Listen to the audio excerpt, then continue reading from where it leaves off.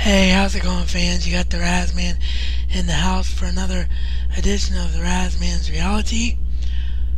I was told that I was kind of hard to hear in yesterday's edition by a few people, and like I said in yesterday's edition, I was feeling very under the weather, still kind of am, when I have allergy attacks or sinuses or whatever you want to call them. It pretty much causes me to feel like complete crap, which can affect my voice, but I'm trying to speak up right now. Also, I think I managed to move the mic closer to my mouth. I don't know if I actually did or not, or if it's in a better spot or not. We'll just have to wait and see how this edition sounds, and I'll listen to the feedback that I get. Speaking of feedback, a lot of forums, Narnia Web, Chamber of Secrets, the Leaky Cauldron, a lot of places that I go want me to expand more on what I ended yesterday's edition on, which is the ability to make a good adaptation of a fantasy from a book to a film. You know, what makes a good fantasy and what doesn't? Well, like I said, in case you didn't hear it in yesterday's, there are two major things. One, make sure you follow the plot line as closely as you can, and don't alienate the fan base, i.e.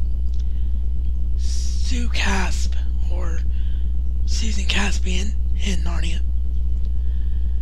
And two, don't,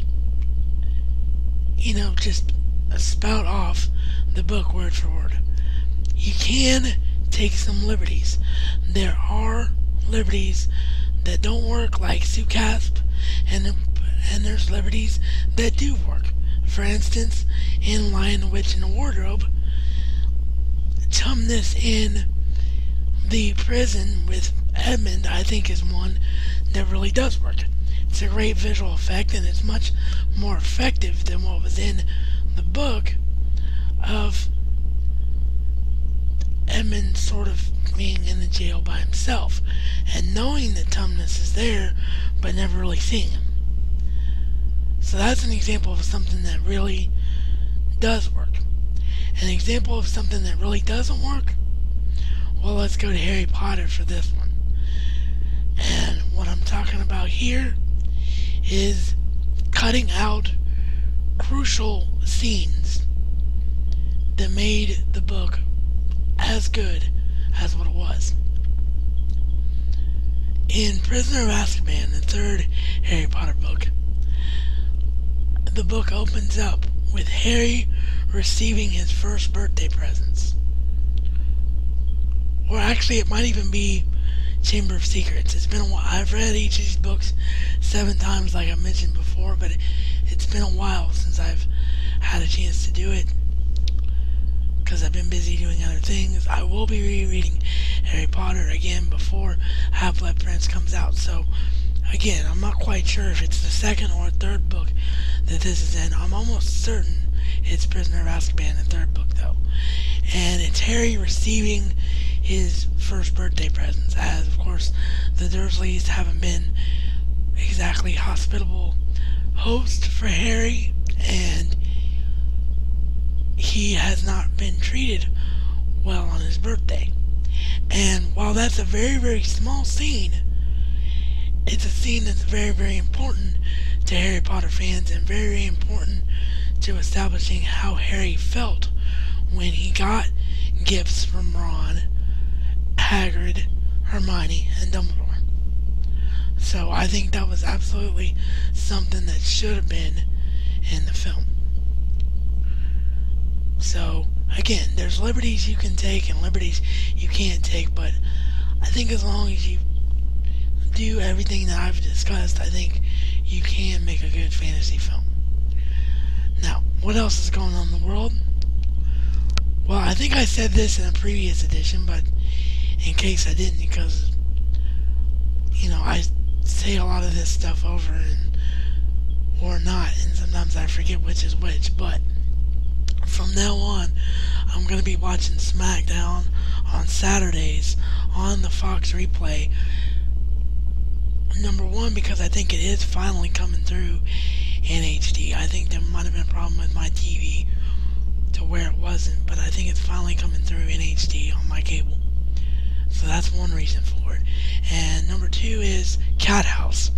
I really enjoy the new television series Cat House starring Elijah Dushku, and of course I'm a big fan of Friday Night Lights. So that's two shows on Friday at 9 o'clock. Therefore, I'm not able to record a show at 8 o'clock. So your SmackDown recaps will only be done on Sundays from now on, since I'm not watching SmackDown until Saturday. TNA last night, the only two things to write home about there were Kurt Angle and Sting going at it in an empty Impact Zone arena. That was kind of interesting, a new concept that I'd never seen done before, but it was really boring, and it just led to what everybody expected it to lead to, was Kurt Angle demanding Sting for the TNA World Heavyweight Championship at Destination X, and it does look like the main event mafia is over, which is something that I feared would happen, a good idea that didn't get a chance to really be done in the right way. And the other thing was Petey Williams officially gone from TNA. I reported it a couple of weeks ago that they were stupid enough to do this. Well, last night they started a new angle with Beer Money, where Beer Money says we'll defend the tag team titles at any point against any two guys, but the person that gets pinned or submitted by Robert Roode or James Storm leaves TNA. Subsequently, it was Eric Young and Petey Williams as the reunited Team Canada against Beer Money, and Petey Williams was pinned by Robert Roode. So that is what happened there. What other talent will be on their way out the door in TNA, we'll have to wait and see. NBA news, Kevin Garnett is undergoing an MRI today after a knee sprain, or what appeared to be a knee sprain, and Amari Stoudemire may miss the rest of the season due to an eye injury. So that's what's happening there. With that, that's about all that I have for today. So continue to comment, rate, subscribe, and this is reality according to the RazMan and RazMan style. It's not just a catchphrase, but a way of life.